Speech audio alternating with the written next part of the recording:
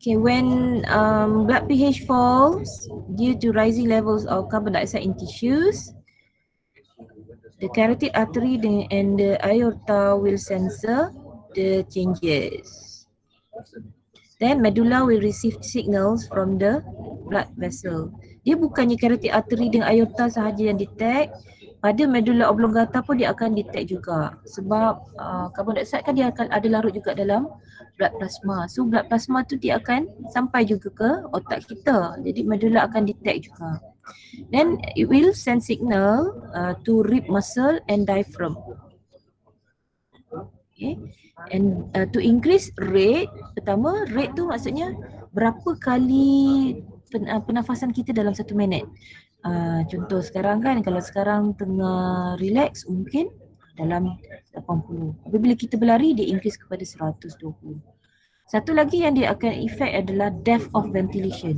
Berapa dalam kita boleh tarik nafas. Selalunya kalau kita bernafas secara laju, kita akan tarik nafas yang pendek-pendek. Kan? Tapi kalau kita tidur, kita dalam keadaan rehat yang nyaman dan tenang, kita akan tidur dengan tarik nafas yang dalam. Sebab itu tunjuk kita dah tidur, dah relax, kita relax. Jadi increase the rate and depth of ventilation. So the control of breathing, the expiratory center dengan inspiratory center. Kita tengok nombor 1 dulu. First is chemoreceptor, detect changes. And then send signals to inspiratory center. Inspiratory center will send signals to phrenic and thoracic nerve. So phrenic and thoracic nerve ni pada diaphragm dengan intercostal muscle. Yang terlibat adalah external intercostal muscle atau intercostal luar. Phrenic dekat diaphragm, sebab nama dia phrenic diaphragm. So what happen? Diaphragm and intercostal muscle will contract, kecut. Kecut, kita akan memudahkan kita untuk inspiration iaitu tarik nafas. Bila once kita dah tarik nafas, stretch receptor ada pada alveolus. So alveolus akan detect, okay dah penuh dah oksigen ataupun gas dalam paru-paru, we don't need to stretch anymore. Sebab tu kita ada limit untuk kita tarik nafas. Kita tak boleh tarik nafas selama-lamanya. Ada limit. Awak tarik nafas sekarang, mesti kena berhenti walaupun awak menyuruh untuk tarik. Itulah yang disebabkan oleh stretch receptor stimulated, dia kata stop. Dia akan hantar maklumat kepada expiratory center. Tadi nak sedut inspiratory center. Sekarang ni stretch receptor dia teraruh untuk suruh hembus nafas pula. Dah berhenti menarik nafas. You have to exhale pula, kena lepaskan nafas pula. Dan kalau you tahan juga tadi, you takkan boleh tahan. You mesti akan lepaskan juga nafas. So when stretch receptor is stimulated, stretch receptor dalam alveoli yang paling dekat dengan kemasukan oksigen kan, kemasukan udara. Stretch receptor stimulated, expiratory center will be stimulated lah. Stretch receptor stimulated, expiratory center stimulated and send impulse towards diaphragm and intercostal muscle to relax. Sebabkan dia relax lah kita boleh lepaskan nafas kita. Imagine kalau kita cramp dekat diaphragm and intercostal muscle, itu akan jadi sakit dan kita tak boleh nak bernafas. Kita akan terpaksa minta bantuan. Sebab tu kita akan expiration, lepaskan nafas. So once kita lepaskan nafas, stretch receptor will be not stimulated. Jadi kita boleh inspire balik. Cerita macam panjang tapi sebenarnya bila kita tarik nafas, lepas nafas sekejap saja kan. Maknanya dalam otak kita ni dia terkawal secara automatik. Stretch receptor hantar maklumat, okey dah cukup dah udara dalam paru-paru. Inspiratory center please stop stimulating for another inspiration. We have to stop here. We need expiratory center to send impulse to exhale the air in the lung. Jadi kena keluarkan. Jadi impuls hantar ke expiratory center, inspiratory center tak terima apa-apa impuls. Sebab tu ada negatif dengan positif ni. Maksudnya this will inhibit the inspiratory center. Okay, once the rush receptor is stimulated, it will inhibit inspiratory center from another inspiration. Dia akan stop. Okay, ini penerangan dia. When carbon dioxide concentration is high, it will increase hydrogen ion concentration in blood. Due to, for example, vigorous exercise or sudden macam running. This will stimulate peripheral chemoreceptors to transmit impulse to inspiratory center. Inspiratory center. Jadi bila hydrogen ion atau perkataan hydrogen ion meningkat, peripheral chemoreceptor stimulated ataupun dia detect the changes. Jadi dia akan hantar impuls kepada inspiratory center. Secara logiknya macam ni kalau kita bereksersis kita akan lebih banyak hasilkan karbon dioksida kan. Jadi kita perlu keluarkan karbon dioksida dan kita perlu ambil lagi oksigen sebab kita nak exercise lagi, nak dapatkan lagi tenaga untuk exercise tersebut. Sebab kita nak aerobic respiration lebih banyak 38 ATP tu. Jadi kita perlu keluarkan karbon dioksida, kita perlu tarik lagi banyak oksigen. Sebab tu secara logiknya bila ada je hydrogen ion concentration meningkat, jadi peripheral chemoreceptor dia akan terhantar, otak kita bagi tahu okey mesti kena tarik nafas lagi. Some carbon dioxide diffuse, what happens? Some carbon dioxide diffuse into cerebrospinal fluid that surrounds the brain. Okay, tadi saya kata dia ada carbon dioxide, dia ada yang larut dalam blood plasma dan kemudian sampai ke otak kan. Dia masuk ke cerebrospinal fluid.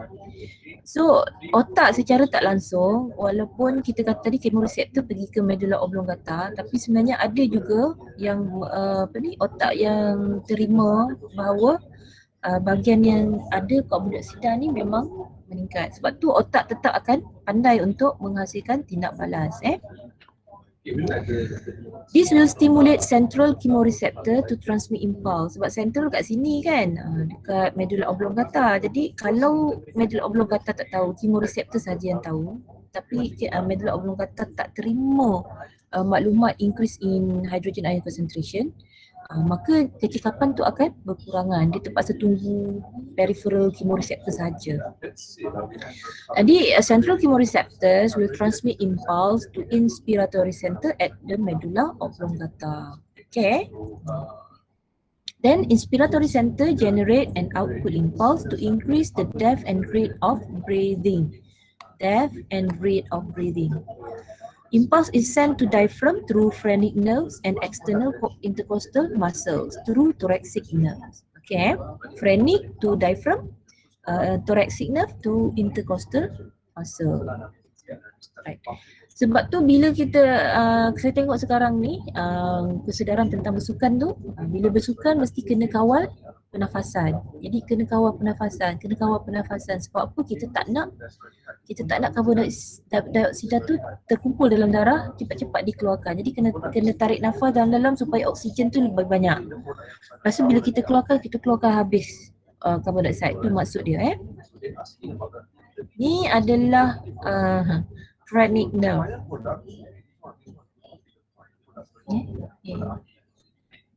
Halus je. Ni clavicle, tulang selangka kita, clavicle tulang selangka dekat atas rib cage kita yang dekat dengan leher tu. Okay. Phrenic and vagus nerve. Dekat-dekat je. Okay, vagus nerve, ni phrenic nerve. Dia phrenic pergi ke diaphragm. Vagus nerve tadi daripada mana tadi vagus nerve daripada nak pergi ke inspiratory center, nak merencat inspiratory center dan nak daripada stress receptor dalam paru-paru vagus nerve. Ni paru-paru.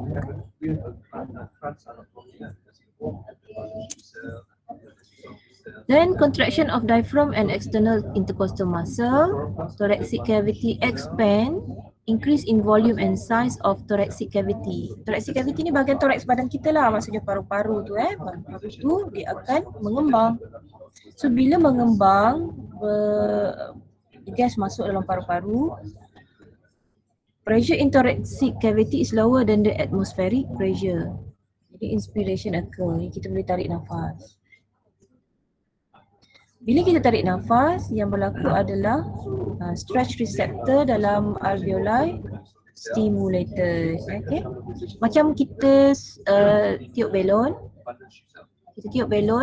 stretch receptor kata kat sini kan, dia akan detect berapa maksimum balon boleh pergi. Kalau maksimum, nanti lama-lama dia akan meletup tak. Jadi to prevent the burst of the alveoli, this stretch receptor is very important. So it will send information, impulse via vagus nerve to stimulate expiratory center, which will automatically inhibit, yang tadi yang negatif tadi kan, inhibit inspiratory center. And then stimulate the expiratory center. Jadi impulse yang dihantar adalah impulse untuk stimulate. Jadi dia tak hantar impuls untuk inhibit. Impuls akan pergi kepada expiratory center. Jadi inspiratory center will not receive any impulse. Jadi dia akan terrejat. Jadi bila dia terrejat, both diaphragm and external intercostal muscle relax. Okay, because pada masa yang sama, expiratory center dia akan hantar impuls untuk diaphragm dan external intercostal muscle to relax. Thoracic cavity become deflating, the size and the volume of the thoracic cavity decrease, so pressure in thoracic cavity is higher than the atmospheric pressure, sebab tu kita boleh exhale.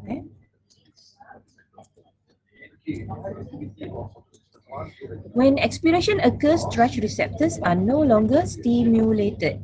So expiratory center becomes inactive and inspiration can begin again. Dia once expiratory center stimulated, inspiratory center will be inhibited. Dia akan bertukar-tukar. The cycle is repeated rhythmically until the excess of carbon dioxide is eliminated in exhale air and restore blood pH to normal. Sebab tu lepas exercise kita ada satu tempoh kita nak dapatkan balik pernafasan yang normal. Ada masa tu. Jadi eksesif carbon dioxide tu dah dilepaskan.